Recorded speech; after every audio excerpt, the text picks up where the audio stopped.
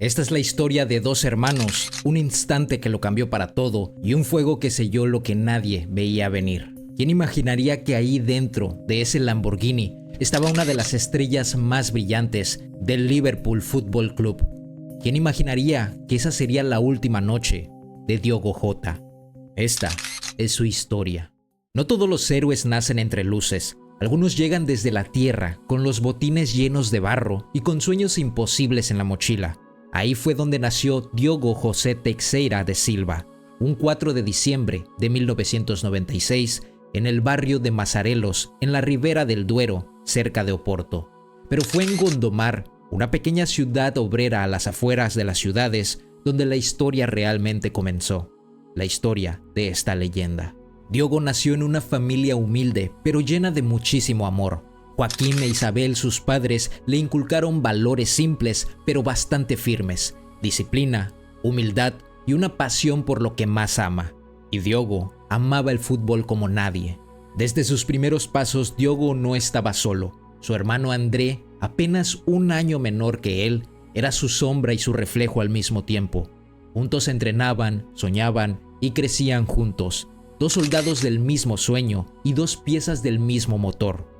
Gondomar SC fue su primer equipo, su primer campo de batalla en las grandes ligas. Y allí, donde muchos jugaban por diversión, él jugaba con determinación, porque para Diogo el balón no era un simple juguete, era un destino que le cambiaría la vida para siempre. Su talento pronto se volvió evidente, se combinaba con algo mucho más raro, una ética de trabajo insaciable. Era el primero en llegar y era el último en irse. Y también, a su misma vez, era el jugador más pequeño, pero el más aguerrido. A los 14 años dio un salto completamente clave. Fue fichado por el Pacos de Ferreira, un club profesional que, aunque era bastante modesto, era una plataforma real hacia la élite. Y con solo 17 años, debutó con el primer equipo. Y no solo eso, se convirtió en el goleador más joven en la historia del club en la primera división portuguesa. Diogo no solo jugaba, hacía que lo notaran, marcaba, presionaba y se sacrificaba en cada partido. Era un chico delgado, pero con un corazón de acero. Y entonces en 2016 el sueño se hizo aún más grande, se hizo gigante. El Atlético de Madrid, uno de los clubes más poderosos de Europa, de los más longevos y los más populares de toda Europa, puso sus ojos sobre él. Con apenas 19 años, Diogo firmó un contrato por 5 años con este equipo. Pero obviamente no todo sueño comienza volando. Simeón, con un plantel plagado de estrellas, no le encontró el espacio suficiente a Diogo. Así que Diogo nunca debutó oficialmente con el Atlético. Pero Diogo no lo sintió como un rechazo, lo sintió como una pausa, una curva inesperada en su camino. Y como buen lobo, Diogo eligió no esperar. Eligió seguir adelante, caminando, pero con un paso bastante firme. Y es que hay quienes dicen que el verdadero carácter se forja en los momentos que nadie te aplaude. Y fue lejos de casa, en una tierra completamente gris y lluviosa, donde Diogo encontró su fuego interior. En 2017, Wolverhampton Wanderers, un club de entonces en la Championship de segunda división inglesa, recibió a Diogo con los brazos abiertos. Muchos lo tomaron como un paso hacia atrás, pero para él era una trinchera, un nuevo campo de batalla. Y en su primer año hizo cosas impresionantes. 17 goles, ascenso a la Premier League como campeones y la afición estaba completamente enamorada de su entrega. Se convirtió en el ídolo inesperado y en el lobo alfa de la manada de ese equipo. Y cuando llegó el momento, los Wolves no dudaron ni un poquito. Lo compraron por 14 millones de euros. Y con todo esto, la prensa inglesa empezó a murmurar detrás de cámaras. Comparaban su olfato goleador con Robbie Fowler, su movilidad con Luis Suárez y su actitud con Mané, un jugador pequeño, pero con colmillos bastante afilados. Y entonces, en septiembre del 2020, el salto definitivo llegó a Diogo. El Liverpool, vigente campeón de la Premier League, desembolsó 40 millones por Diogo. Su impacto fue inmediato. En sus primeros 10 partidos anotó 7 goles, igualando un registro que solo una leyenda local había alcanzado, el mismísimo Robbie Fowler. La grada cantaba su nombre en cada partido y Anfield lo adoptó como un hijo. Pero lo más hermoso de su historia no se vivía en los estadios, se vivía en su casa, junto a su novia de toda la vida, Rute Cardoso, con la cual construyó una familia muy cálida, bastante sencilla, muy amorosa, de esas que no se ven en las portadas de las revistas. Juntos tuvieron 3 hijos y en cada gol y en cada celebración se notaba que jugaba por ellos, por su familia. Diogo era ídolo, sí, era un ídolo de masas, pero era sobre todo un hombre de familia, un chico de Gondomar que no dejó que la fama le nublara la esencia.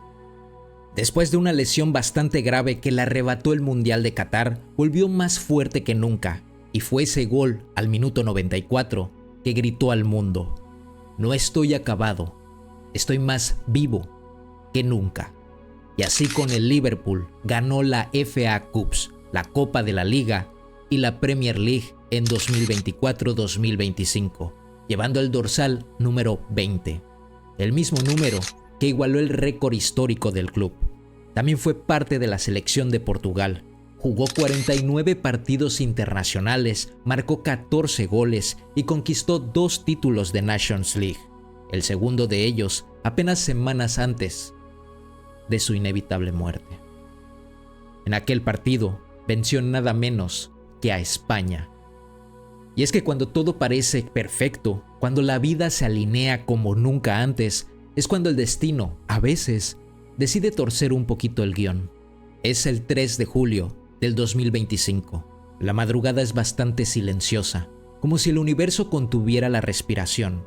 Diogo Jota, recién casado, flamante campeón de la Premier y Nations League, decide tomarse un respiro con su hermano André.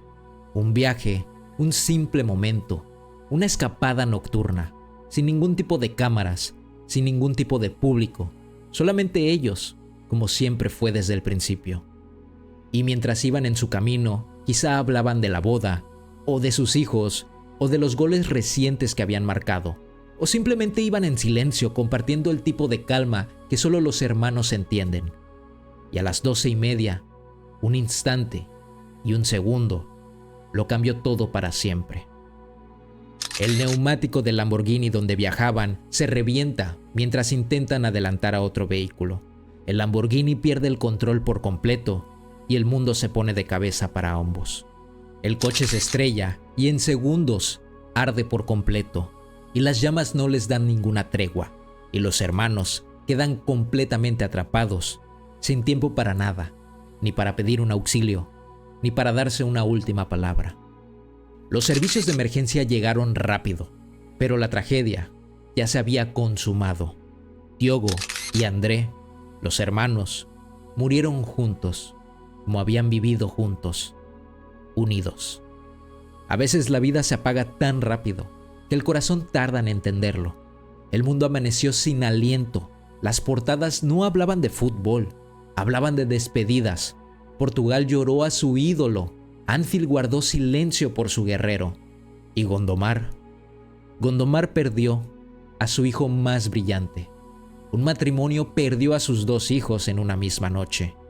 2 padres que habían dado todo y que ahora solo tenían recuerdos.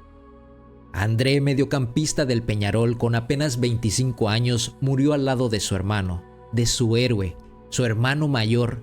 Y Diogo dejó el mundo en su mejor momento, con 3 hijos pequeños que lo esperaban, una esposa recién casada, un país que lo amaba completamente y un club que lo veneraba. Las redes sociales obviamente se inundaron. Compañeros, rivales, entrenadores, todos decían lo mismo. No solo perdimos a un gran jugador, perdimos a una gran persona. El Liverpool emitió un comunicado devastador. Portugal decretó luto nacional y en las calles de Oporto se escuchó el silencio más fuerte que nunca. En cada estadio donde dejó una huella se guardó un minuto de silencio y en las gradas, en lugar de cánticos, hubo mucho llanto. Diogo Jota no fue solo un goleador, fue un hijo leal y un hermano ejemplar, un esposo fiel y un padre amoroso, pero sobre todo fue un guerrero en la cancha y un ser humano inmenso fuera de ella. Y aunque las llamas se llevaron su cuerpo, su legado sigue ardiendo, en cada grito de gol, en cada niño que sueña ser tan grande como él lo fue, en cada historia que merece ser contada. Te extrañaremos, Diogo.